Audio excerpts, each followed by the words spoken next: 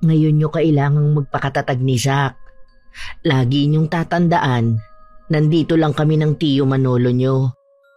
Salamat po, Tia Elisa. Kung wala po kayo, hindi ko alam kung ano ang gagawin ko. Hanggang ngayon, parang ang hirap pa rin natanggapin na wala na ang Itay.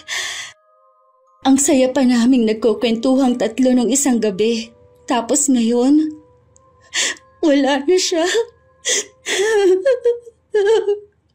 Traitor talaga ang sakit sa puso eh. Ang dami pa naman nating plano pagkatapos ng graduation ni Zack. Hindi na niya nahintay ang pagtatapos ng kapatid ko. Excited pa naman siya na umakyat sa stage. Nasaan nga pala ang kapatid mo? Kanina ko pa siya hindi nakikita. Nagkukulong po siya sa kwarto. Alam niyo naman po yun.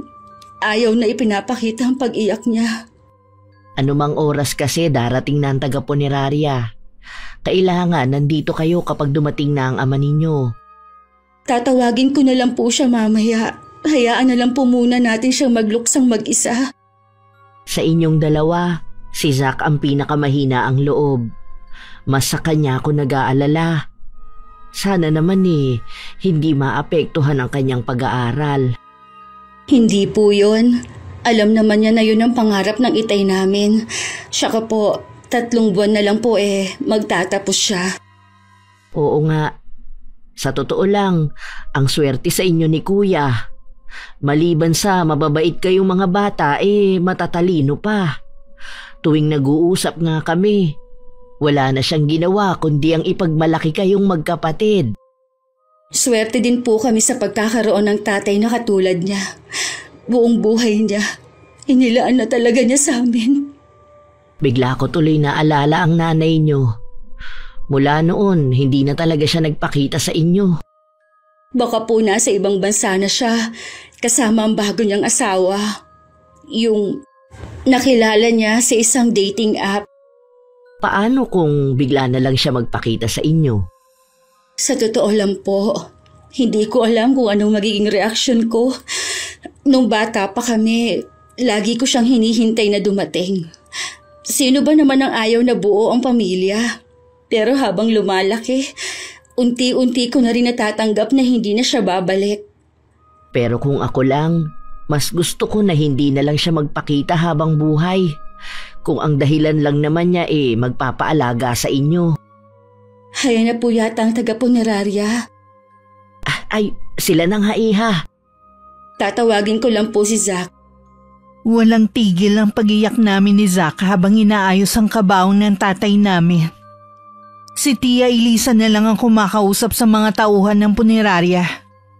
Nang matapos sila sa pag-aayos, hindi na kami umalis ng kapatid ko sa tabi ng kabaong ni Itay. Ate, paano na tayo ngayon? Mula ng Itay. Alam ko na mahirap ang bigla ang pagkamatay ng Itay. Hindi na rin magiging tulad ng dati ang lahat. Pero kailangan nating magpakatatag. Ayaw ng Itay na makita tayong nahihirapan at nalulungkot sa pagkawala niya. Bakit kasi kailangan niya mawala kagad?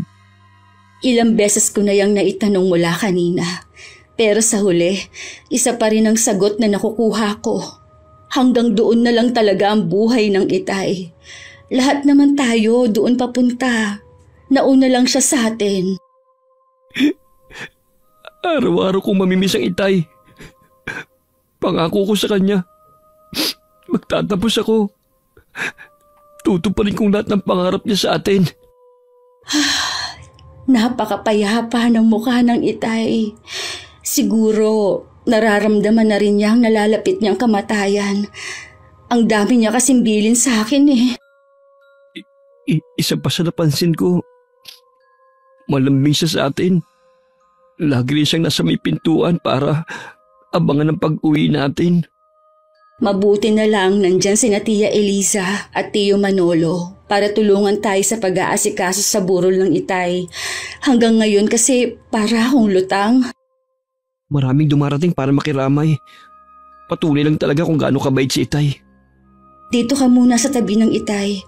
Tutulungan ko lang ang Tia Elisa sa pagharap sa mga tao. Lalo ko napatunayan kung gaano kabait ang Itay.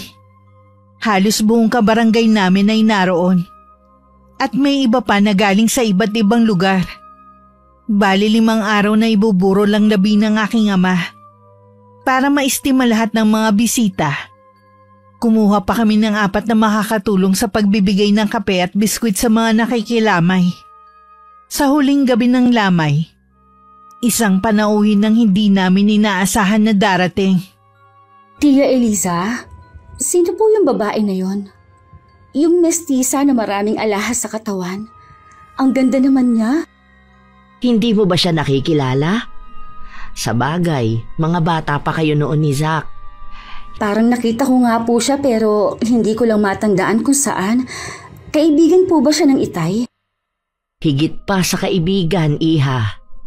Siya ang nanay ninyo, si Ingrid. Siya ang nanay namin? Sigurado po ba kayo? Oo naman. Ang kapal naman ng mukha niya na magpakita pa rito.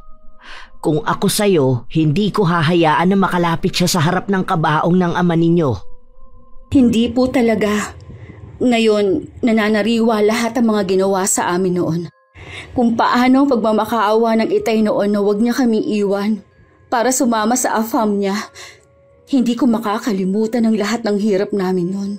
Halos araw-araw, lasing ang Itay dahil sa kanya. Kahit ilang taon na ang nakakalipas, hindi ko makakalimutan ang ginawa niya kay Kuya Frank. Bumabangon muli ang galit sa puso ko. Kung gusto lang naman niya na makiramay, hindi na kailangan pang magtagal siya dito. Iba ang kutob ko, Iha, sa bigla niyang pagsulpot dito. Hindi ako naniniwala na gusto lang niyang makiramay. Wala sa itsura niya ang nalulungkot sa pagkamatay ng ama ninyo. Hindi ko po alam kung kaya ko siyang harapin. Biglang nangatog ang tuhod ko. Baka kung ano lang ang masabi ko eh. Lalo't ang dami kong tanong sa kanya. Hindi mo siya kailangang harapin. Ako ang bahalang kumausap sa kanya. Nakatingin po siya sa atin. Nakikilala niya kaya ako? Maaaring hindi sa itsura, kundi sa lukso ng dugo. Kahit may edad na siya, maganda at mukha pa rin siyang bata. Sa kanya din lahat nakatuon ang mata ng mga tao. Iba talagang nagagawa ng salapi sa tao. Saka, noon pa man papansin na ang inay niyo eh. Alam niyang burol ito, pero kung pumorma, akala mo party ang pupuntahan. Hindi man lang niya iginalang ang Itay. Wala ka yatang aasahan na respeto dyan sa nanay mo. Huwag kang aalis dito ha. Kakausapin ko lang siya. Hindi ko nahihintayin na siya ang maunang lumapit. Paaalisin ko na rin siya. Hindi ko inaalis ang paningin ko sa tiyahin ko. Hanggang makalapit siya sa aking ina. Nag-usap sila sandali bago nagpatiunang humakbang ng tiyahin ko. Sandali pa akong sinulyapan ng inay bago siya sumunod. Bakit bumalik ka pa rito? Tinaon mo pa talaga sa burol ni Kuya Frank. Asawa pa rin ako ni Frank. May karapatan pa rin akong pumunta rito. Yung dalagang katabi mo kanina. Siya na ba si Micah? Oo, siya na nga. Mas kamukha siya ng ama niya. Nakuha niya rin pati ang pagiging kayumanggi. Pagkatapos ng ilang taon, yan lang ba ang sasabihin mo? Ni hindi ka man lang nakikitaan ng pagkasabik sa mga anak mo? Tingin ko naman naging maayos ang buhay nila. Sa tingin ko mas naging maayos ang buhay mo. Mula ulo hanggang sa suot mong sandals, lahat mamahalin. Kaya nga tinakasan ko ang buhay ko noon Dahil ayokong habang buhay na maging mahirap. Hindi lang naman ang mahirap na buhay ang tinakasan mo pati na ang responsibilidad mo sa mga anak mo. Matagal nang tapos yun. Hindi naman napariwara ang mga anak ko Alam ko rin kasi na hindi sila pababayaan ni Frank. Sa tingin ko hindi ka narito para kay Kuya Frank at sa mga anak nyo. Ano ba talaga ang sadya mo? Tutal naman tinatanong mo na. Ang kailangan ko talaga ang mamanahin ko kay Frank. Kahit bali-baliktarin mo man ang sitwasyon, asawa pa rin niya ako. May karapatan ako sa maiiwan na ari-arian ng asawa ko. Anong mana ang sinasabi mo? Mula noon, wala ka na talagang kahihiyan. Hindi mo na iginalang ang lamay ni Kuya Frank. Paano hindi ko na ginalang? Wala naman akong ginagawa ah. Tahimik lang naman ako sa isang tabi. Tapos bigla mo na lang ako nilapitan. Ang mabuti pa, umalis ka na lang. Hindi ka namin kailangan dito. Wala kang karapatan na paalisin ako rito. Asawa ko. At ikaw, pinsan ka lang ni Frank. Kung manggugulo ka lang sa katahimikan ng magkapatid, hindi kami papayag. Poprotektahan namin sila sa abot ng makakaya namin. Hindi ako manggugulo kung ibibigay nyo lang ang hinihingi ko. Nakita mo naman siguro kung gaano kasimple ang buhay ng mag-aama.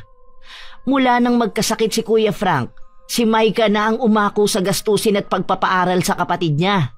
Anong ari-arian ang tinutukoy mo? Ito bang bahay na ito? Para sabihin ko sa'yo, umuupa lang sila dyan. Asawa ko ang may-ari nito. Hindi yan na tinutukoy ko. Kundi ang lupang minana niya sa kanyang yumaong ama. Anong lupa ang sinasabi mo? Alam mo ang tinutukoy ko. May karapatan ako sa lupang yon. At kukunin ko ang parte ko. Wala makakapigil sa akin. Bumalik din naman agad si Tia Elisa pero hindi na niya kasama ang inay. Niyaya ko ng tiyahin ko sa kwarto. Nagbilin lang ako kay Zack na maiwan sa tabi ng kabaong ni Itay. Siya po ba talagang nanay namin? Wala na ngang iba. Hindi man lang niya kami nilapitan ng kapatid ko para kausapin. Nahihiya siguro siyang lapitan kayo. Ilang taon ba naman bago siya magpakita? Sigurado naman na babalik pa siya. Ano daw po ba ang kailangan niya? Dahil sa lupang minana ng iyong ama. Yun po palang rason ng pagbabalik niya. Dahil sa lupang yon. Nagtataka naman ako kung paano yun nalaman ng nanay niyo. Ang lakas talaga ng radar ng babaeng yun basta pera. Nagbilin nga po pala ang Itay na kapag mawala siya, ibenta na namin ang lupang minana niya kay Lolo. Gusto niya po kasing pakinabangan na namin. Dati nga napag-usapan namin ng tungkol sa lupa na yon. Sabi ko, bakit ka ako hindi pa ibenta para pakinabangan niya? Ang sagot niya, mas gusto raw niyang kayong magkapatid ang makinabang.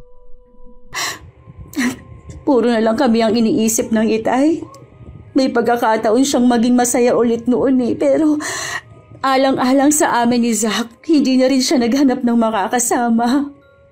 Kahit kayo lang namang tatlo, naging masaya pa rin naman ang Itay ninyo. Sayang nga lang po, hindi na niya inabot ang pagtatapos ni Zack. Isa po yun sa nagpapabigat sa aming magkapatid. Makikita pa rin naman niya ang pagtatapos ng kapatid mo. Sigurado ako, masaya na ang Itay niyo kung saan man siya naroroon. Mabalik po tayo kay Inay. Ano pong gagawin ko? Nanay mo pa rin siya. Irespeto niyo pa rin sa kabila ng mga ginawa niya. Pero ang tanggapin muli siya sa mga buhay ninyo, huwag mo nang payagan.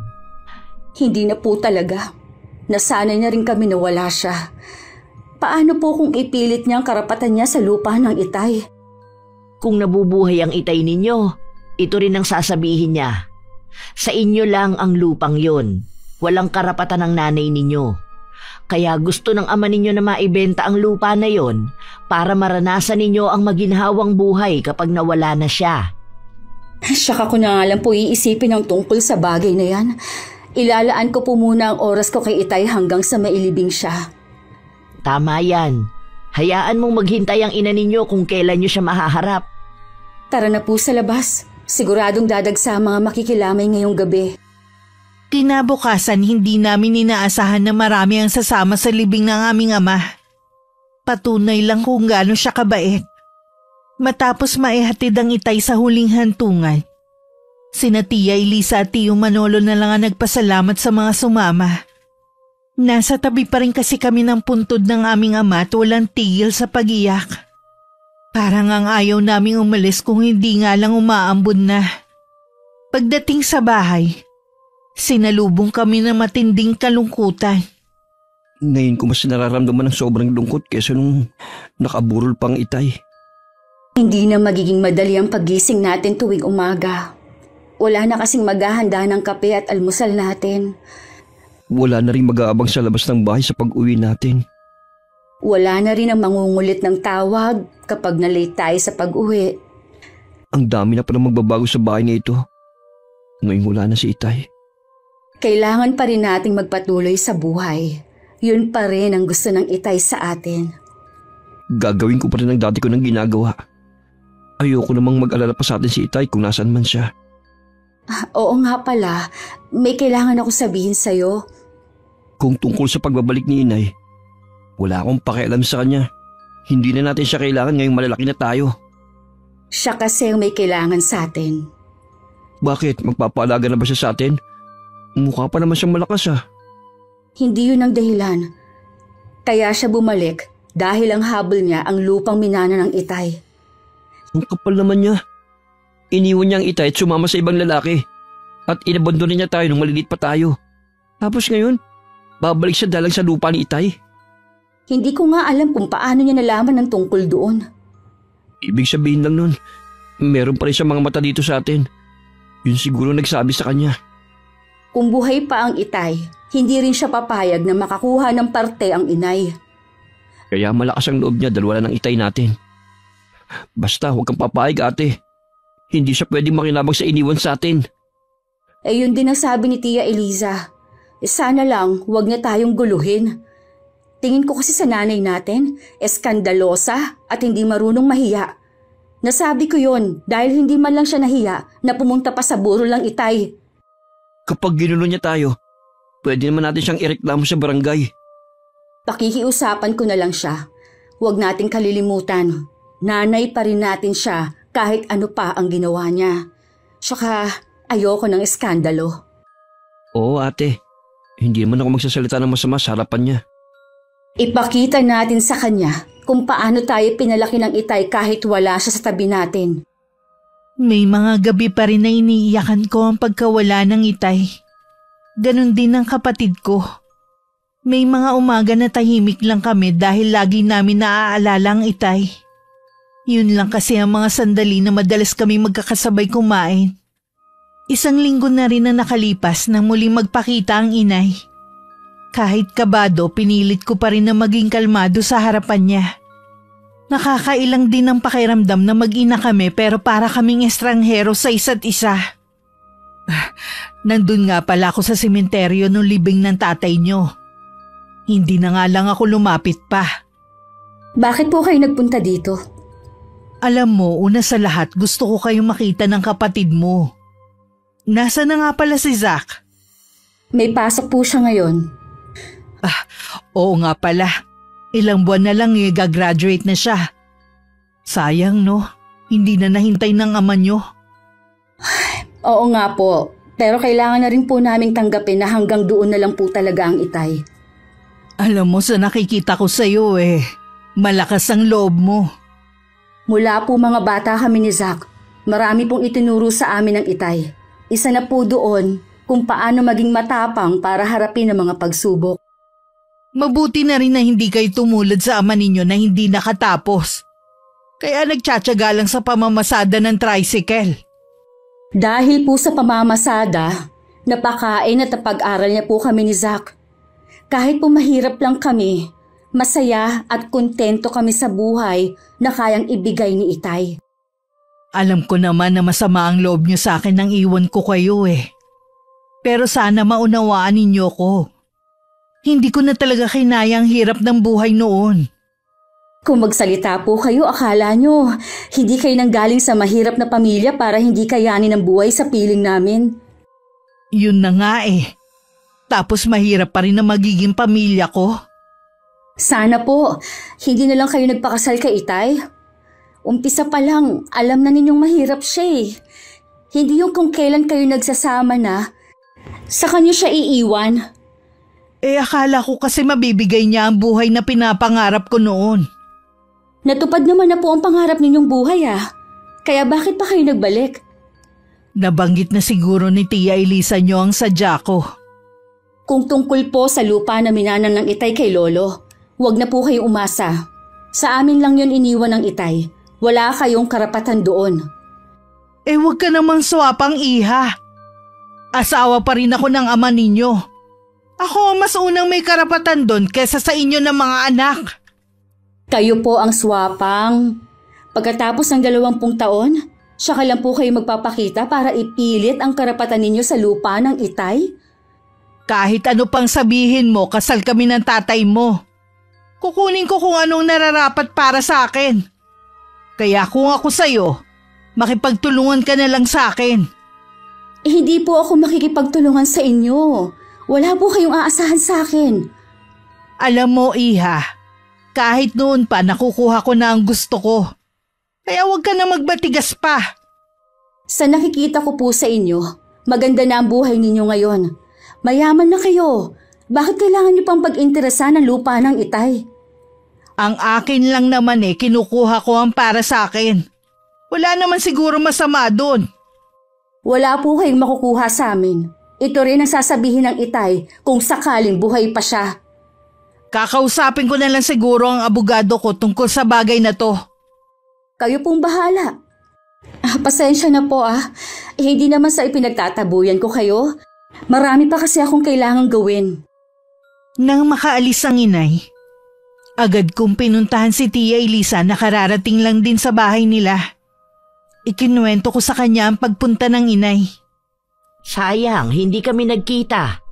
Di sana napagtulungan natin siya. Si Chang talaga. Parang gagawin niyo naman yun.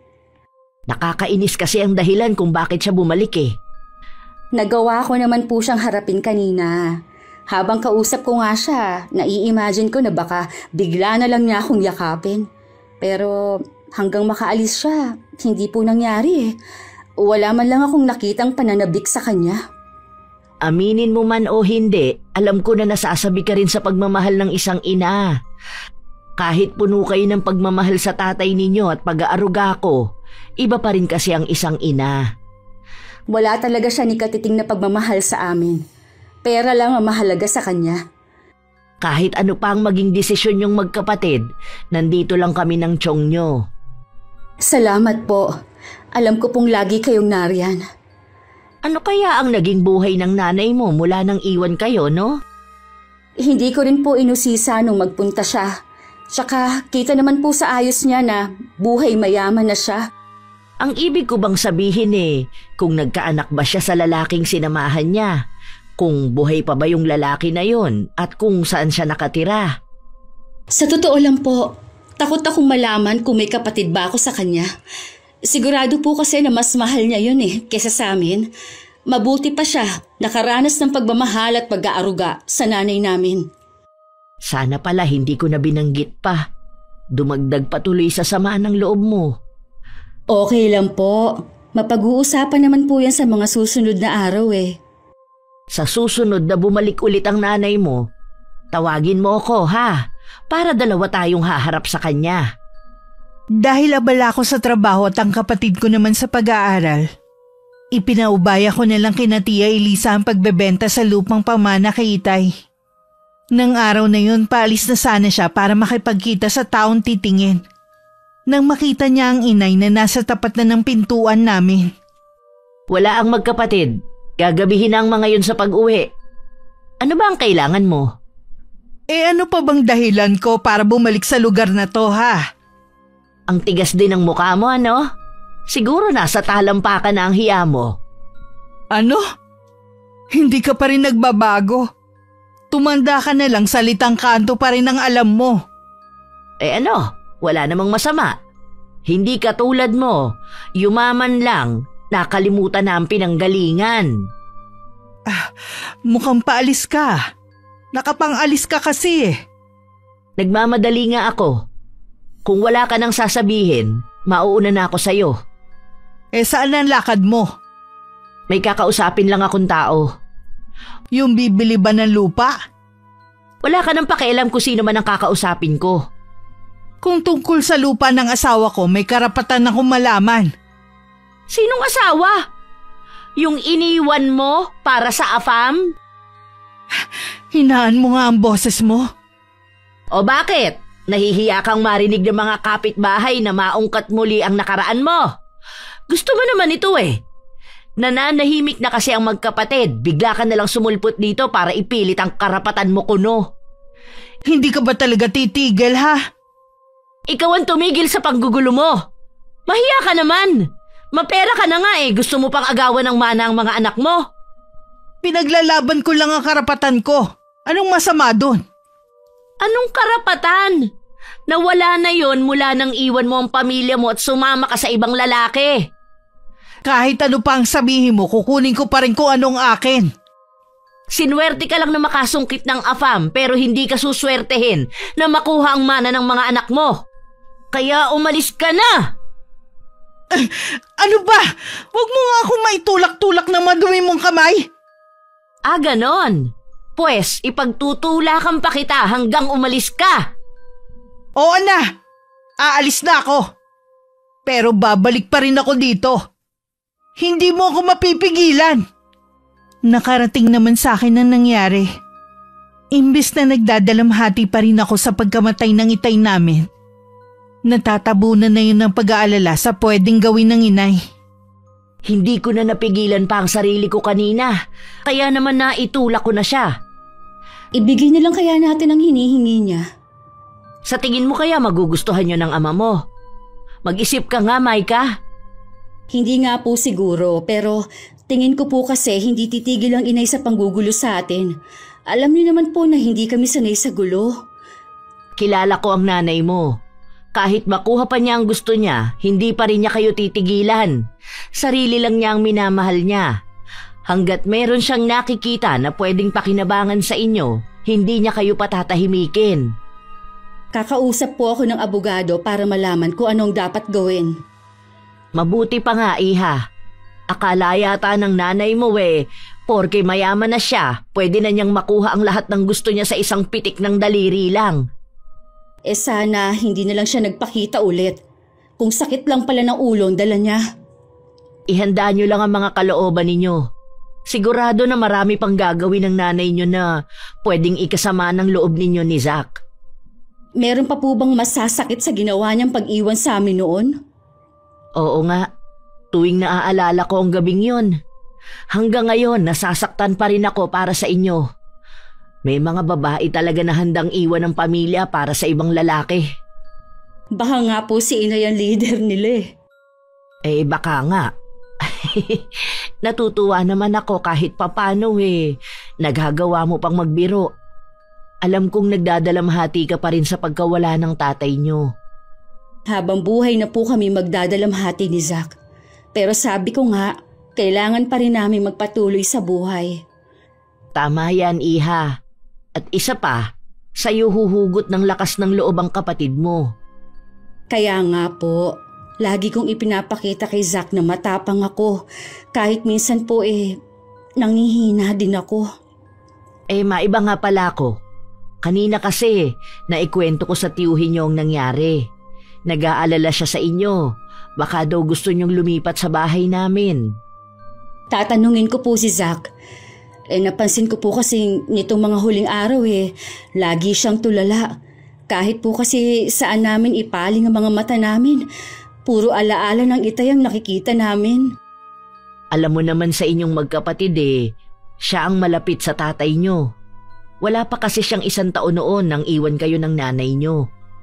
Kaya nga po naisip ko na baka makakabuti sa kanya kung lilipat muna kami ng tirahan.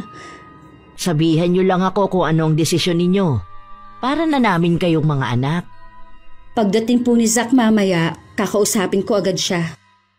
Maliban sa gabi na nakainom pa si Zach nang dumating na labis kong ipinagtataka.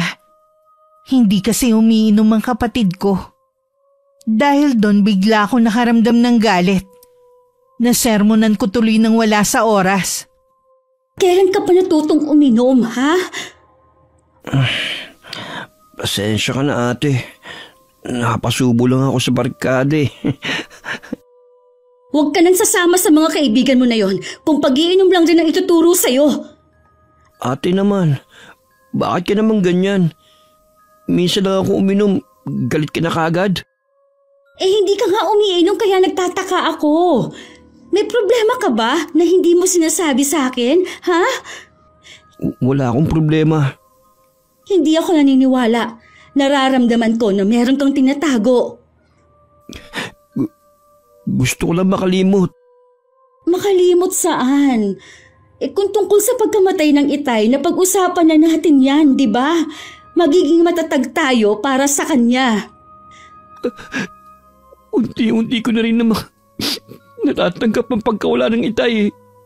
Pero hindi yung pagbabalik ng inay natin. Apektado rin ako sa pagbabalik niya. Lalo't hindi maganda ang intensyon niya. Mangako ka, ate. Hindi mo siya bibigyan ng parte ng lupang pamana sa atin ng Itay. Wala siyang karapatan doon. Pagkatapos ang ginawa niyang pag-iwan sa atin. Huwag ka mag-alala. Ni piso, wala siyang makukuha sa atin. Kaya alisin mo na yung pag-aalala mo. Salamat, ate. Sorry kung uminom ako at naglasing pa. Gusto ko lang kasi makalimot eh. Huwag mo nang uulitin ang pag-inom mo ng alak. Hindi yan mabuti sa kalusugan mo. At kung may problema ka, maliit man o malaki, nandito lang ako para makinig. Pangako, ate. Hindi na ito mauulit pa. Mabuti naman, nagkalinawan na tayo. Kumain ka na ba? Hindi pa, ate. Hindi pa rin ako kumakain dahil hinihintay nga kita. Ipagtitimpla rin kita ng kape para mawala yung kalasingan mo. Tutulungan natin sa paghahain. Wag na. Maupo ka na lang dyan. Baka mahilo ka pa eh. Meron din pala akong sasabihin sa'yo. Ano yun, ate? Kinausap ako ni Tia Eliza kanina. Baka daw gusto nating lumipat sa bahay nila. Iiwan natin ang bahay na ito? Hindi naman talaga ating to eh. Tsaka, tingin ko, hindi tayo makakausad kung lagi na lang nating maaalala ang Itay sa bahay na to. Ikaw, ate, kung anong desisyon mo. Magulo pa kasi ang utak ko ngayon eh. Ikaw na munang bahala magdesisyon kung anong makakabuti sa atin. Naisip ko rin kasi, baka lagi tayong pupuntahan ng inay dito. Paano kung ikaw lang ang madatnan niya? Mabuti yung kasama natin si Tia Eliza. Ayoko siya makita hanggat maaari. Matagal ko nang tanggap na wala tayong nanay. Unti-untiin na natin ang pag-aayos ng gamit. Tamang-tama, bukas wala akong pasok sa trabaho. Ganon din ikaw. Tulungan mo na lang ako bukas, ha? Pagkatapos na lang siguro ng 40 days tayo lumipat. Oo naman. Yun talaga ang plano ko. Sige na, kumain na tayo para makapagpahinga ka na. Kinabukasan, maaga ako nagising. Nang mga oras na yun, tulog pa si Zach nang silipin ko sa kwarto niya. Habang nag-aayos ako ng mga gamit sa sala, lumabas ng kwarto ang kapatid ko. Pareho pa kami nagulat nang dumating naman ang inay. At tuloy-tuloy lang siyang pumasok. Mukhang abala kayo ngayon ah. Hindi sana istorbo ang pagdating ko. Hello Zach. Gwapo ka. Yun nga lang ang payat mo. Ang totoo po niyan, marami kaming gagawin ng kapatid ko ngayong araw. Ganun ba? Hindi naman ako magtatagal eh. Gusto ko lang naman malaman ang desisyon nyo tungkol sa kailangan ko. Mawalang galang na po sa inyo. Pero sa tingin ko, hindi na dapat kayo nagpakita sa amin. Pagkatapos ng maraming taon, kung ang lupa lang naman ng Itay ang kailangan nyo, wala po kayong karapatan dun. Nag-aaral ka pero hindi mo yata alam ang karapatan ko bilang asawa ng tatay nyo. Sa pagkakaalam ko po, matagal nang walang asawang Itay. Iniwan mo siya para sa ibang lalaki, di ba? Hindi nyo kasi alam ang dahilan kung bakit ko iniwan ang Itay nyo. Alam po namin. Nagsawa na kayo sa buhay mahirap. Alam ko na galit kayo sa akin at ayaw nyo akong makita. Kapag nakuha ko na ang kailangan ko, hindi na ako magpapakita pa sa inyo. Ang kapal naman po talaga ng mukha nyo. Bastos kang bata ka! Hindi ba kayo naturuan ng tatay nyo na magandang asal? Nag-aaral ka pa naman. Tinuruan po kami ng tatay namin kung paano rumespeto sa kapwa. Pero mahirap pong ibigay yun sa inyo. Alam mo, magkasing edad lang kayo ng stepson ko. Pero siya mabait at magalang. Mahal niya ako, tinuring na parang tunay na ina. Hindi katulad mong bastos. Wala po kayong karapatang pagsalitaan ng ganyan ng kapatid ko. Hindi niyo rin kami kailangang kumpara sa stepson ninyo. Igagalang ka pa kaya niya? Oras na malaman niyang iniwan mong sarili mong pamilya para sa pera? Hindi mangyayari yan. Dahil imposible na mayroong magsabi sa kanya ng nakaraan ko. Huwag kayo masyadong kumpiyansa. Ang karma, hindi niyo masasabi kung kailan tatama. Akala ko naman maganda talaga ang pagpapalaki sa inyo ng tatay nyo. Lalo't nakapag-aral kayo. Nagkamali lang pala ako. Huwag niyo na pong babangitin ng itay kung hindi rin lang naman magandang sasabihin niyo. Matuto po kayong rumespeto kahit wala na si itay. Maika, pagsabihan mo tong kapatid mo ha. Kahit ano pang nagawa ko, nanay nyo pa rin ako. Sa akin pa rin kayo lumabas. Kaya ngayon wala nang tatay nyo, sa akin na kayo makikinig. Sa tingin niyo po kaya basta na lang kami susunod sa inyo pagkatapos ng ilang taon ninyong pagkawala? May sarili na po kaming pag-iisip. Kanino nyo ba gustong sumunod ha? Sa mag-asawang Elisa at Manolo? Sila po ang naging karamay ng itay nung panahong iniwan niyo siya. Ngayon naman po, kami ang dinadamayan nila. Wala po akong nakikitang masama kung sa kanila man kami susunod at makikinig. Kaya siguro kayo ganyan eh. Dahil nasusulsulan kayo ng dalawang yon. Itong tandaan nyo ha. Hindi ako papayag na sila ang makinabang sa naiwang ari-arian ng ama nyo. Naghihirap na po ba kayo? Ha? Bakit mo naman naitanong yan? Nagtataka lang po kasi kami kung ba't ganun nyo na lang habulin ang lupang minana ni itay. Kapiraso lang po yun, kumpara sa yaman nyo ngayon. Hindi pa ba malinaw? Asawa ako ng tatay ninyo. Kaya may karapatan ako. Sana po nung nagkapera kayo, nag-aral din kayo. Para alam niyong sinasabi niyong karapatan. Iniinsulto mo ba ako ha? Wala po kayong karapatan sa lupa ng itay. Hindi po yun conjugal property. Pamana yun sa kanya ng kanyang ama. Kahit kasal pa kayo, wala po kayong karapatan doon. Hindi totoo yan! Kung gusto niyo po magtanong kayo sa abogado para malinawan kayo. Huwag mo akong turuan kung anong dapat kong gawin. Ngayong alam niyo na, huwag na kayong bumalik pa kahit na kailan.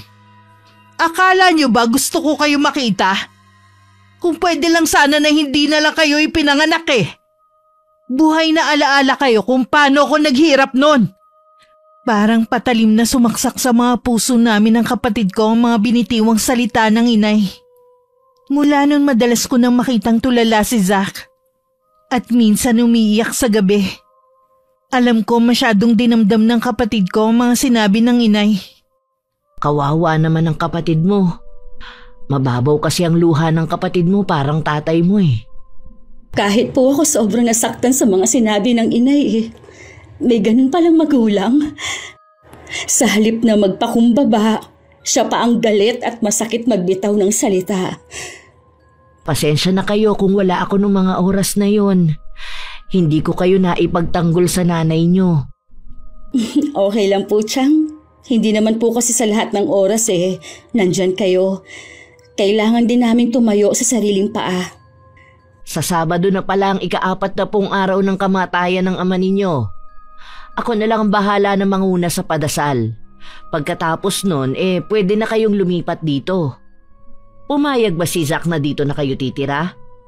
Opo, ipinaubaya na po niya sa akin ang pagdedesisyon. Ay, mabuti naman. Akala ko kasi tututol siya eh. Hindi ko pa po pala nababanggit sa inyo. Umuwi po siyang lasing nung isang gabi. Nasermonan ko nga po eh. Ano ka mo? Kailan pa natutong uminom ang batang yon? Siguro po na-impluwensyahan ng barkada. Saka po, gusto raw niyang makalimot kahit sandali. Tama lang pala na dumito kayo. Mababantayan ko pa ang kapatid mo. Hindi ko maiwasan mag-alala eh. Oo nga po, hindi ko naman siya pwedeng bantayan dahil may trabaho ako. Intindihin mo na lang ang trabaho mo at ako na ang bahala sa kapatid mo. Nasaan nga pala si Zach ngayon? Nagpaalam pong maglalaro ng basketball.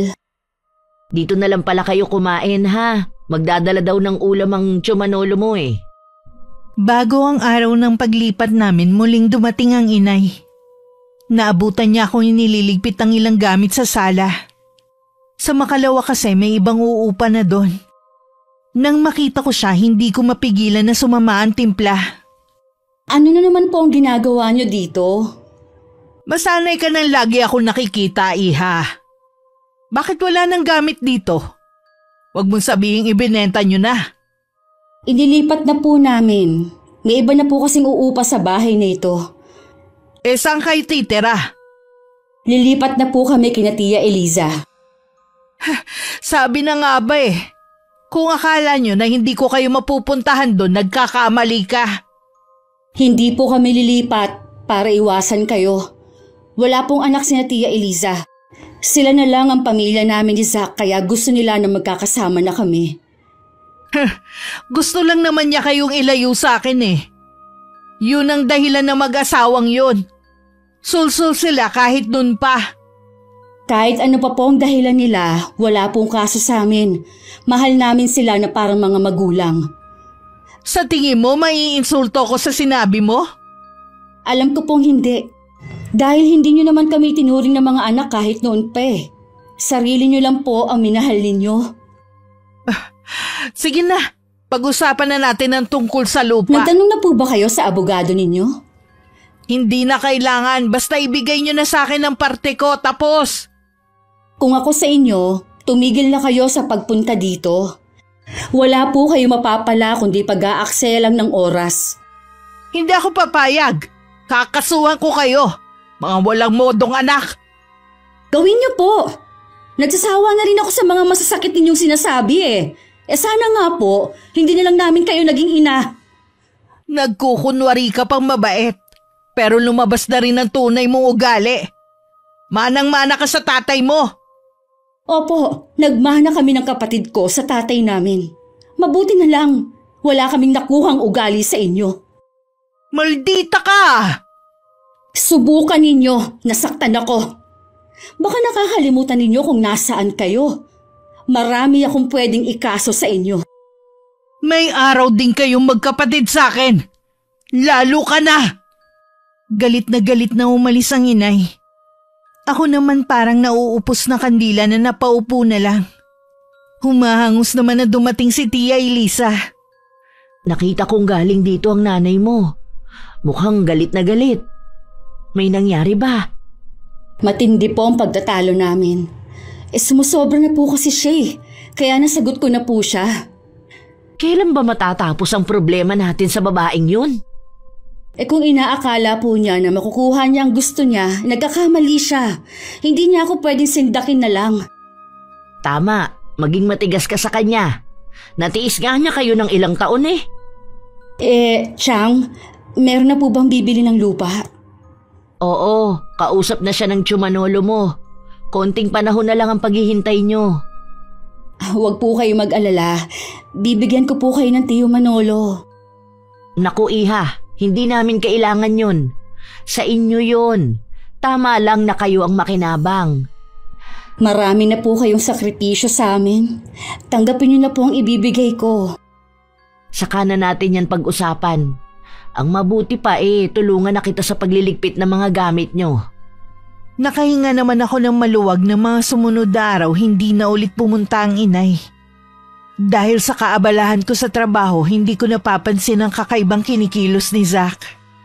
Wala rin kaming kamalay-malay na nakipagkita sa kanya ang inay. Tay, bakit nyo kami iniwan kaagad?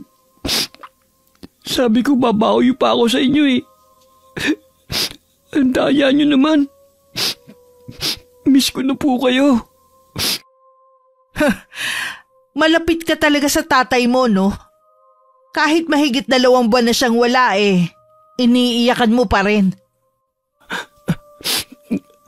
Anong ginagawa niyo rito? Mula sa eskwelahan niyo, sinundan kita papunta dito sa sementeryo. Bakit kailangan niyo akong sundan? Masama ba? Gusto ko lang naman malaman ang mga ginagawa mo. Tigilan yung pagsunod-sunod sa akin. Wala po kayong mapapala sa akin. Ate ko magpapasya tungkol sa lupa. Kung hindi dahil sa pagsunod ko sa'yo, hindi ko sana malalaman ng sekreto mo. Anong ibig niyo sabihin? Sa tingin mo kaya matutuwa ang itay mo kapag nalaman niya nalulung ka pala sa ipinagbabawal na gamot? Hindi totoo yan. Parang pinalalabas mo na gumagawa ako ng kwento Kaya minabuti kong kuhanan na lang kayo ng video. Ito, panoorin mo. Matibay na ebidensya yan. Hindi. Burahin mo yan. Hindi dapat kumalat yan. Isang buwan lang gagraduate na ako. Baka makarating yan sa eskwelahan namin. Ganun ba? Pasensya ka na, iho, pero kausap ko na ang isa sa mga professor mo kanina. At pinakita ko na to. Bahala na siya kung anong parusa ang gagawin sa'yo. Anong ginawa mo? Hindi mo ba alam na pwedeng hindi ako makagraduate? Sinira mong buhay ko!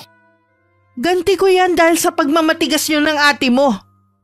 Sarili nyong ina pinagdadamutan nyo. Anong klase kayong mga anak? Ang sama mo! Masama na kung masama. Wala akong pakialam kung yan ang tingin nyo sa akin.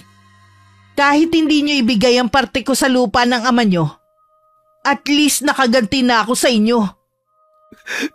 Ang pangarap namin, Itay, sinira mo. Bakit? Tumigil ka nga sa pag-atungal mo dyan. Baka mamaya bumangon ng mga patay sa sementeryo na to. Wala kang kasing sama. Hindi ka sana patahimikin ang konsyensya mo habang buhay. Matutupad sana ang pangarap mo kung nakinig lang kayo sa akin. Hindi niyo ako kaya. Tatay niyo nga, hindi ako kinaya Kayo pang mga anak ko. Halos umalik na sa lupa ang mukha ng kapatid ko sa tindi ng paghagulgul niya. Ang inay naman nakangiti pang naglakad palayo sa lugar na yun. Gaya ng inaasahan, hindi pinalampas ng eskwelahan ang nangyari. Kahit anong pagmamakaawa ni Zack at ng mga kaibigan, hindi sila pinayagan na makagraduate. Anong ginagawa mo, Iha? Tumitingin po ako sa online ng pwedeng iregalo kay Zack sa graduation niya. Naghahanap na nga rin ako ng ireregalo namin ng tsumanolo mo Ipagluluto ko rin siya ng mga paborito niya. Huwag na po kayo mag-abalang magluto. Plano ko po kasi na kumain na lang sa labas sa araw na yon para hindi na po kayo mapagod. Mas okay nga siguro nakakain na lang tayo sa labas. Matagal-tagal na rin naman nung huling lumabas tayo ng itay nyo. Nasaan nga po pala si Zack? Maagang umalis kanina Sa university daw siya pupunta. Baka may practice. Malamang po, bagong cellphone na lang ireregalo ko sa kanya. Naku, siguradong matutuwa ang kapatid mo. Hindi naman kasi siya pala hingi sa inyo Nakita ko nga na luma na ang cellphone niya at may basag na. Napakabait naman po ni Zack kahit nung bata pa. Hindi siya maluho kahit kaya ko namang ibigay. Mahina nga lang ang loob. Nitong mga huling araw nga laging malalim ang iniisip niya. Nang tanungin ko naman kung may problema, wala naman daw at iniisip lang ang graduation nga. Hindi lang po siguro siya makapaniwala na magtatapos na siya. Oo nga. Maiba nga pala ako. Hindi na yata nagpakita ulit ang nanay niyo. Baka po natauhan na rin. Wala naman po talaga siyang habol dahil pamana ang lupa na yon kay Itay. Siguro po may nakausap na siyang abogado. Ang yabang kasi niya Sana nga wag na siya magpakita. Baka mamaya kasi nagpapalamig lang yun. Ipagdasal po natin na sana tuluyan na siyang manahimik. Oo nga, magtitirik pa ako para ipagdasal siya. Sana lang tablan siya. Si Tia Eliza talaga. Isang linggo na lang graduation na ng kapatid ko. Handa na rin ang mga regalo namin sa kanya.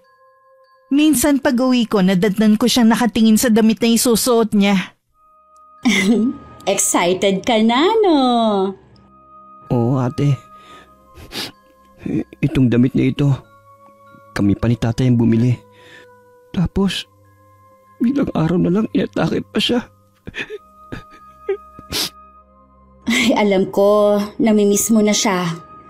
Ganon din naman ako Sigurado, masaya siyang nakatingin sa'yo.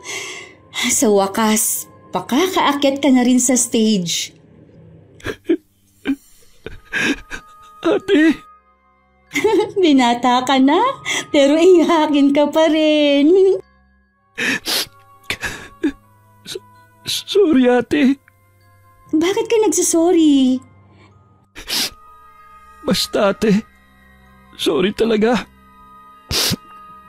Tandaan mo, mahal na mahal kita. Mahal na mahal din kita. Ate, gusto mo ba ng ice cream? Libre ko. Lagi lang kasi ikaw ang nanlilibre sa akin mula nung bata pa tayo. Hayaan mo naman na ako manlibre sa'yo. Aba, gusto ko yan. Tara na kung ganon. Isama natin si Tia Eliza. Masaya kaming tatlo noon na nasa tapat ng tindahan habang kumakain ng ice cream. Wala kaming kamalay-malay sa trahedyang nagbabantang mangyari. Hapon habang naghihintay na masasakyan, biglang tumawag ang tiyahin ko na umiiyak. Nanlamig ang buong katawan ko. At parang gusto nang bumigay ng mga tuhod ko habang nakikinig sa kabilang linya.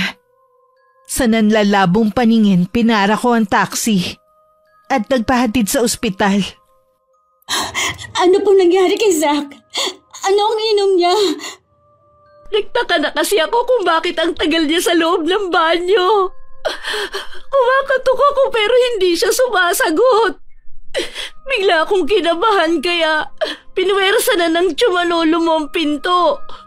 Nakita nga namin, bumubula at umuusok na ang bibig niya. Ininom ni Zach yung galon ng muriatic acid. Hindi! Bakit, Zach? Bukas ng graduation mo. Nasaan na po ang kapatid ko? Gusto ko siya makita. Maika! Ginawa lahat ng doktor para mabuhay si Zach. Maniwala ka. Sinubukan nila siyang iligtas.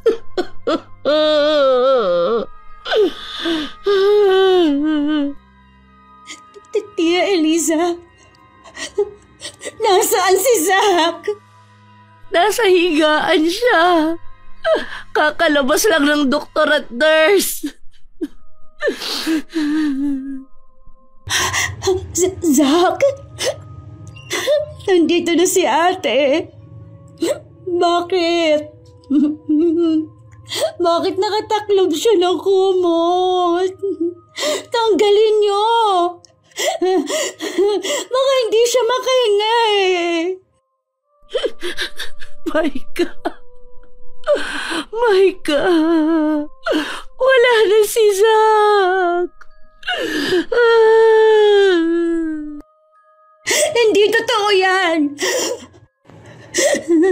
Marami kaming planong dalawa. Hindi niya magagawang iwan akong mag-isa. Hindi makasarili ang kapatid ko. Zach!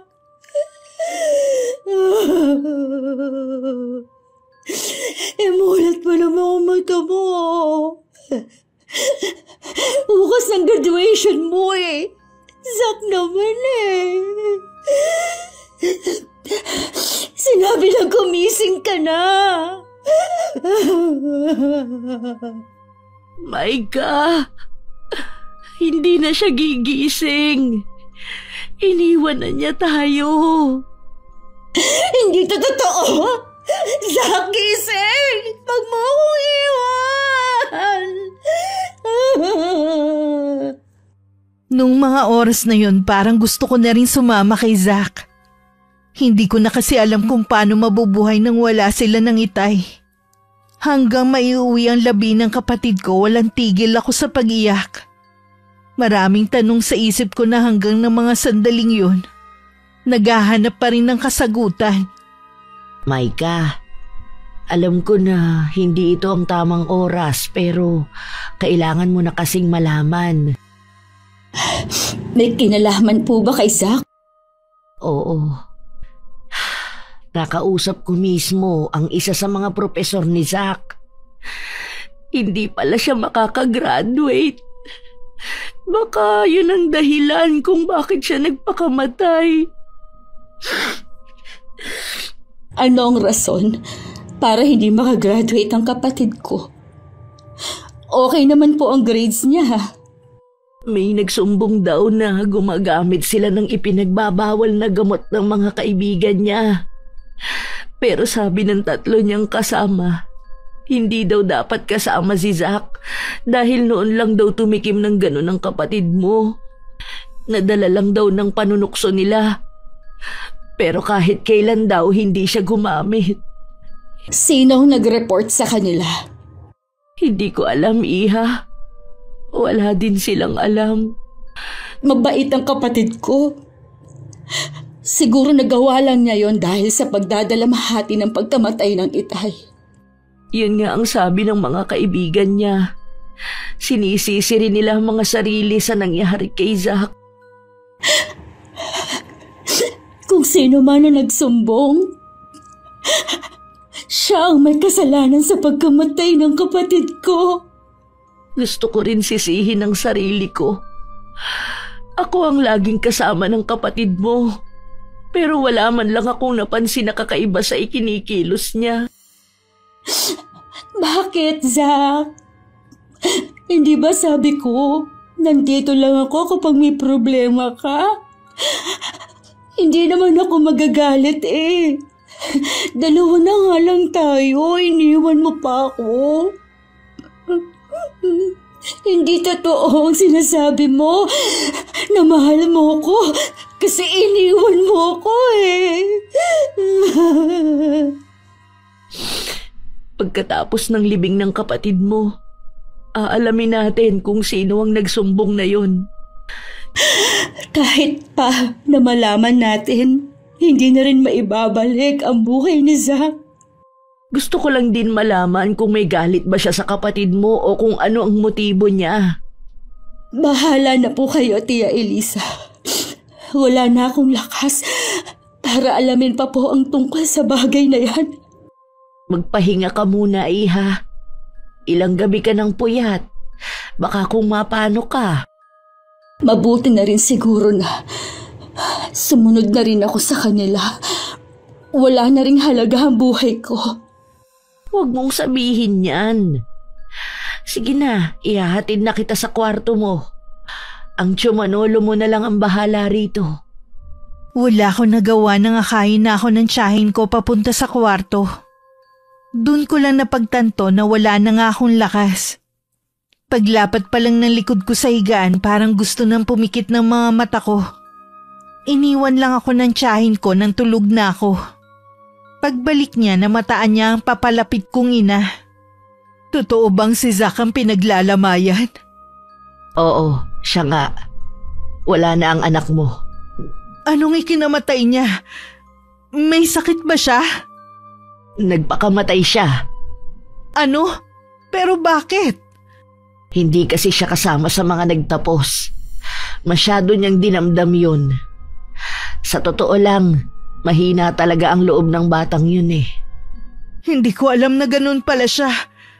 Kasalanan nito ng taong yun. Kung hindi sana siya nagsumbong, hindi sana maiisip ni Zack ang magpakamatay. Sino bang tinutukoy mo? Ang nagsumbong sa anak mo na gumagamit ng droga. Hindi ko siya mapapatawad sa ginawa niya. Dahil sa kanya, hindi na namin kasama si Zack. Pwede ko bang lapitan si Zack? Oo naman. Anak mo pa rin siya. Hindi ko ipagkakait sa'yo na makita at makasama ang bunso mo. Eh bakit nakatakip ang kabaong niya? Paano ba siya nagpakamatay? Uminom siya ng muriatic acid. Matindi ang naging pinsala niya kaya minabuti namin na nakasara na lang ang kabaong niya. Matindi pala ang pinagdaanan niya. Si Maika nga pala. Pinagpahinga ko muna sa kwarto niya. Ilang araw na kasi siyang walang tulog. Hindi rin gano'n nakakakain. Kawawa naman siya. Makikiusap sana ako sa'yo. Kung maaari, palipasin mo muna ang pagdadalamhati ni Maika. Huwag mo muna siyang guluhin tungkol sa lupa. Oo naman. Hindi naman ako ganun kasama. Tsaka, Anak ko ang pinaglalamayan. Salamat sa'yo.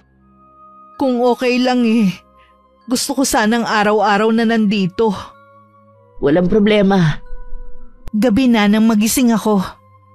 Agad akong lumabas ng kwarto at lumapit sa kabaong ng kapatid ko. Nakita ko nandun ang inay. Umiiyak siya habang nakatingin sa nakasaradong kabaong. Ano ang ginagawa niyo dito? Maika, sana wag mo kong paalisin. Gusto ko rin makasama ang kapatid mo kahit sa huling sandali. Huwag po kayo mag-alala. Hindi ko po kayo paaalisin. Kumain ka muna. Ako na lang muna ang bahalang magbantay. Sabi kasi ng Tia Elisa mo hindi ka raw kumakain. Sino po ba makakakain sa ganitong sitwasyon? Mag-isa na lang ako. Iniwan na nila ako. Nandito pa naman ako, anak. Hindi ka nag-iisa. Okay na po akong kasama sina Tia Elisa at Tio Manolo. Sila naman talaga ang tunay na nagmamalasakit sa akin Alam kong malaki ang naging kasalanan ko sa inyo ng kapatid mo. Marami akong masasakit na salitang binitiwan. Sana mapatawad mo ko. Ayoko po munang pag-usapan ng bagay na yan. Pasensya ka na. Nasaan po pala sina Tia Elisa? Hindi ko sila nakikita. Inaasikaso nila ang mga tao. Nandyan lang sila. Nag-iikot na may dalang kape at biskuit. Hindi na ako muling nagsalita pa. Itinuon ko niya lang ang atensyon ko sa kapatid ko. Walang tigil ko siyang kinakausap habang tumutulo ang mga luha ko. Dumating ang araw ng paghahatid sa huling hantungan ni Zack. Kung hindi pa ako hinawakan at nilayo sa kabaong, halos ayoko pang bumitiw. Nagpupumiglas din ako. Hanggang mahimatay ako dahil sa matinding paghihinagpis. Nandito ka lang pala sa kwarto ni Zack. Kanina pa kasi kita hinahanap Ano po ba ang kailangan nyo? Kasi ilang araw nang pabalik-balik ang inay mo. Ayaw mo naman siyang harapin. Kung tungkol na naman sa lupa... Ilinaw niya na hindi yun ang rason ng pagpunta niya. Gusto ka lang daw niyang damayan. Hindi ko po siya kailangan. Kung sa inaakala niya dahil sa gagawin niya ay mapapalapit ako sa kanya, nagkakamali po siya. Mas lalong ayoko po siya makasama. Naiintindihan ko ang nararamdaman mo. Gusto mo rin siyang sisihin sa nangyari sa kapatid mo, pero wala naman siyang kasalanan Hindi ko po maipaliwanag pero lalo pong bumigat ang pakiramdam ko sa kanya. Saka po, lagi pong laman ng panaginip ko si Zack. Pinapaiwas niya ako sa nanay namin. Ganun ba? O sige, ako na lang ang bahalang kumausap sa kanya kapag bumalik. Salamat po sa pangunawa. Kagabi ka pa walang kain. Mabuti pa, sabayan mo ako sa pagkain. Wala po akong gana. Gusto ko lang po dito sa kwarto ni Zack. Pilitin mong kumain kahit konti. Sige na, hindi ako lalabas kung hindi ka sasama. Sige na nga po. Ay salamat naman, napilit na rin kitang kumain. Hindi matutuwa ang itay at kapatid mo kung makikita nilang pinababayaan mo ang sarili mo. Mula nang mamatay ang kapatid ko, hindi na ako pumasok sa trabaho. Mas gusto ko lang magkulong sa kwarto ng kapatid ko. Kinabukasan dumating muli ang inay.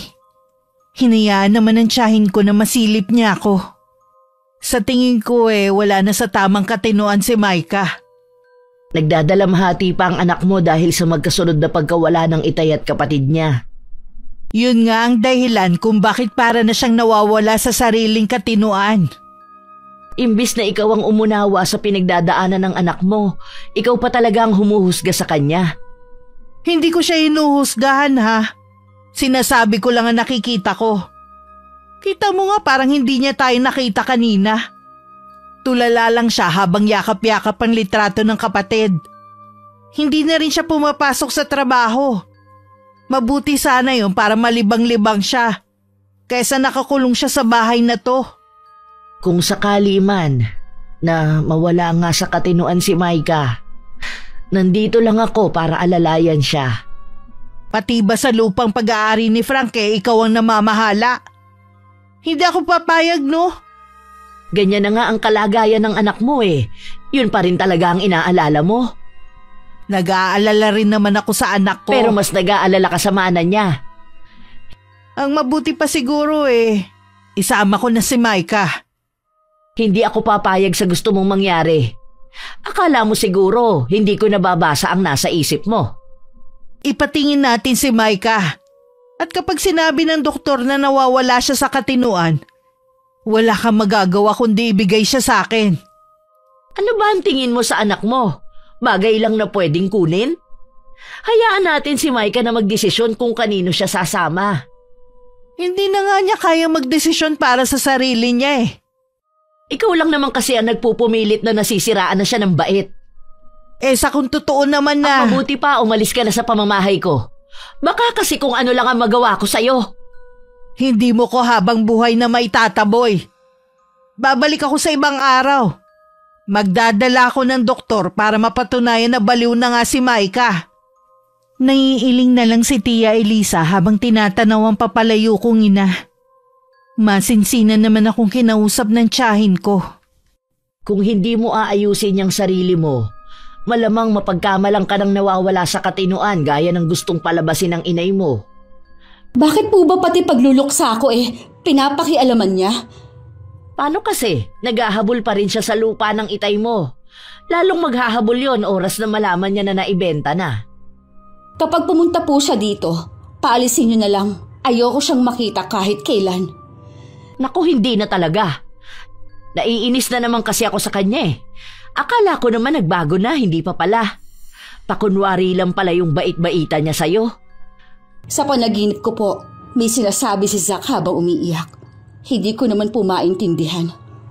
Panaginip lang yon, iha. Lagi mo kasing iniisip si Zack, kaya pati sa panaginip nadadala mo. Baka nga po. Ang mabuti pa dun ka muna sa upuan. Aayusin ko lang itong higaan. Malinisan na rin ang kwarto niya. Ilalabas ko na rin itong kumot at sapin. Meron pong papel na nahulog. Ha? Baka nakaipit ito sa kama. Parang sulat Oh, sulat nga. Nakapangalan sa'yo. Akin na po at babasahin ko. Baka sulat po ni Zack bago siya magpakamatay. Nanginginig ang kamay na inabot ko ang sulat at saka binasa. Hilam na sa luha ang mga mata ko nang ibigay ko ang sulat kay Tia Elisa. Kahit ang tiyahin ko hindi makapaniwala sa nilalaman ng sulat galing sa kapatid ko. Diyos ko! Totoo ba ito? Siyang nagsumbong kay Zack.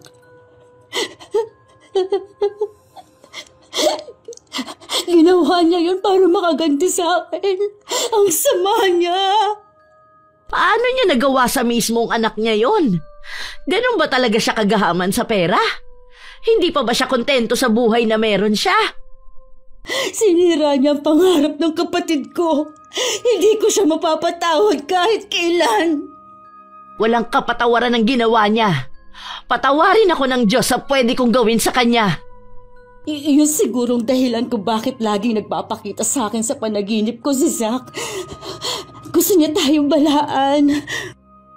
Mabuti na lang at nakita natin ang sulat ng kapatid mo. Dahil kung hindi, wala tayong kamalay-malay na nanay niyo ang nagtulak sa kanya para magpakamatay. Pupuntahan ko siya at magtutuos kami. Saan mo naman siya pupuntahan? Hindi natin alam kung saan siya nakatira.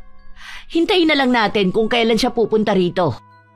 Sana hindi na lang siya nagpakita sa amin. Sana buhay pa ang kapatid ko. Kung ano ang nararamdaman mo, ganun din ako. Gusto kong gumanti sa kanya. Pahirapan siya. Kailangan siyang magbayad. Dapat siyang makulong. Hindi natin maaasahan ang batas dito sa atin. Maliban pa sa mapera siya. Sa ibang paraan natin siya pagbabayarin. Pangako yan! Kinabukasan maaga pa lang nasa bahay na namin ng inay. Malaki ang pagkakangiti niya habang seryoso naman kami ni Tia Elisa. Mabuti naman lumabas ka na anak sa kwarto. Halika, sumama ka sa akin. May pupuntahan tayo. Huwag mo akong matawag-tawag na anak. Wala akong inang kriminal. Ano ka mo? Kriminal ako? Talagang wala ka na sa tamang pag-iisip. Alam na namin na ikaw ang nagsumbong kay Zack. Paano mo nagawa yun sa sarili mong anak, ha? Wala akong alam sa mga sinasabi niyo. Ayan ang sulat ni Zack bago siya nagpakamatay. Lahat ng ginawa mo nakalagay dyan. Hindi ko alam to. Baka gawa-gawa lang niya yan. Nasa kabilang buhay na ang anak mo, pero nagagawa mo pa rin siyang gawa ng kasinungalingan. Maniwala kayo, hindi ko talaga alam yan. Ang dapat sa'yo, maparusahan. Yun lang ang paraan para mapagbayaran ang mga kasalanan mo. Ano ang gagawin niyo? Ipapakulong ako? Nagpapatawa ba kayong magtiya? Higit pa roon ang gagawin ko sa'yo. Mas matinding paghihirap ang dadanasin mo. Huwag mo akong takutin. Marami akong pera. At kaya kong bayaran ng kahit na sino. Tingnan natin. Hindi mo pa ako lubusan nakilala. Diyan na nga kayo. Nag-aksaya pa ako ng pagpunta rito. Kahit saan ka pa magtago, hindi mo matatakasan ang parusa ko sa'yo. Muli ako napaiyak nang makaalis ang inay. Naalala ko na naman kasi ang pagkamatay ng kapatid ko. Tuwing naiisip ko ang itsura niya, nakakapag-isip ako ng hindi maganda. Pero lagi kong tinatawag ang Panginoon para malinawan ang pag-iisip ko. Nung gabi na natili pa rin gising si Tia Elisa. Lingid sa akin plano niyang barangin ang inay. Yun lang ang naiisip niyang paraan para mabigyan ng hustisya ang pagkamatay ng kapatid ko. Patawarin niyo ko, Panginoon. Kung babaliin ko ang pangako ko noon na hindi na muling gagamit ng karunungang itim. Binabalot ng matinding galit ang puso ko dahil sa nangyari sa pamangkin ko. Ngayon pa lang po, tinatanggap ko na ang parusa ninyo sa akin. Pagkatapos ikumpisa lang lahat ng kanyang mga kasalanan, inumpisahan na ni Tia Elisa ang orasyon. Isa yun sa mababagsik na sumpa na kahit magaling na albularyo hindi kayang pagalingin ng biktima. Nang mga oras na yun nagising naman ang inay. Nakakaramdam kasi siya ng hirap sa paghinga. Parang nasusunog ang bibig ko hanggang sa loob ng katawan ko. Ako lang mag-isa dito sa bahay. Bukas pa darating ang mga kasama ko. Bakit ganito ang nararamdaman ko? Aray! Nasusunog ang balat ko! Hindi! Naagnas ako! Kahit wala pa akong gana mag-almusal, sumabay pa rin ako sa mag-asawa. Halata kay Tia Elisa ang sigla sa umagang yun. Pagkaalis ni Tio Manolo, saka ako nagusisa. Bakit mo parang maganda ang gising ninyo? Dahil sa wakas, nabigyan na natin ng hustisya ang nangyari sa kapatid mo. Hindi ko po kayo maintindihan. Hindi ko alam kung matutuwa ka sa ginawa ko. Pero hindi ako papayag na hindi magbayad ng mahalang taong dahilan ng pagpapakamatay ng kapatid mo. Ano po ang ginawa ninyo kay inay? Oras na lang ang itatagal ng buhay niya. Kung anong hirap ang dinanas ni Zack, ganon din ang pinaranas ko sa kanya. Binarang niyo po ang inay? Oo, binarang ko nga siya. Kahit ang pinakamagaling na albularyo, hindi siya kakayaning gamutin. Nangako kayo noon na hindi na ulit gagamit ng karunungang itim. Nakalimutan niyo na po ba? Oras na gamitin yung muli ang kaalaman sa barang. Manginingil lang isang buhay ang demonyong nagbigay sa inyo ng kaalaman na yan. Ayos lang sa akin yun. Ang importante sa akin, nabigyan ko ng hustisya ang kapatid mo. Mahal ko kayo pareho. Masakit sa akin ang nangyari sa kanya. Hindi ako patatahimikin kapag hindi ko na ipaghiganti ang kapatid mo. Paano po ako? Ha? Kapag may masamang nangyari sa inyo? Alam kong matapang ka. Kakayanin mo ang lahat ng pagsubok na darating sa'yo kahit wala na ako sa tabi mo. Tia Elisa, bakit ba kayo padalos-dalos magpasya? Pinag-isipan ko itong mabuti. Huwag ka nang umiyak. Oh, may kumakatok sa pinto. Hindi pa man ako nakakalapit sa may pinto, bumukas na yon. At pumasok ang isang babaeng parang nasunog ng kemikal ang buong katawan. Puno ng dugo ang katawan nito at tumutulo pa. Parang natunaw ang laman niya. Tulungan mo ako, Maika! Nay, anong nangyari?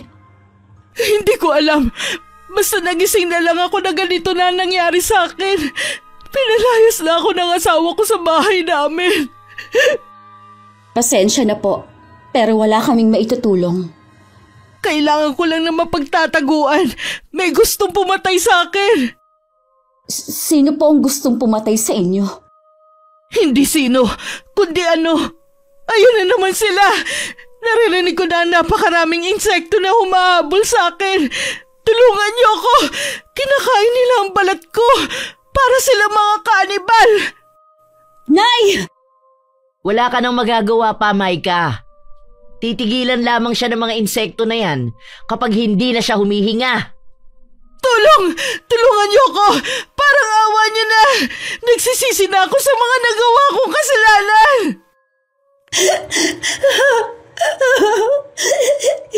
Inay! Sana hindi ka nalang nagbalik sa lugar na ito. Yan ang kabayaran mo sa mga nagawa mong kasalanan. Sa pagiging gahaman mo.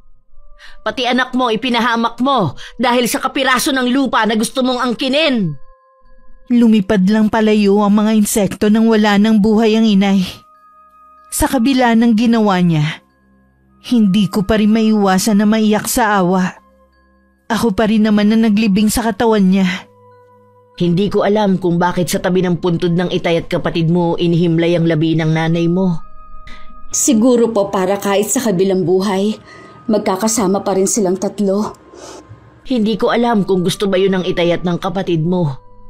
Hindi ko pa rin napapatawad ang inay pero sana balang araw, mahanap ko pa rin ang kapatawaran para sa kanya. Ako ba, napatawad mo na? Matagal na po. Hindi ko naman po kayo masisi kung bakit ninyo ginawa ang bagay na yun eh. Alam ko po dahil sa pagmamahal ninyo sa amin ni Zack, lahat kaya ninyong gawin. Salamat, Iha. Nadala lang kasi ako ng matinding galit. Tayo na pong umuwi. Malapit na po kasing gumabi. Sa bahay na lang po tayo magkwentuhan. Inakbayan ko pa si Tia Elisa habang naglalakad kami paalis sa sementeryo. Hindi ko alam kung anong bukas na naghihintay sa akin. Ipinaubaya ko na lang sa Panginoon ang lahat. May tiwala naman ako sa kanyang plano kesa sa sarili kong plano. Wakas.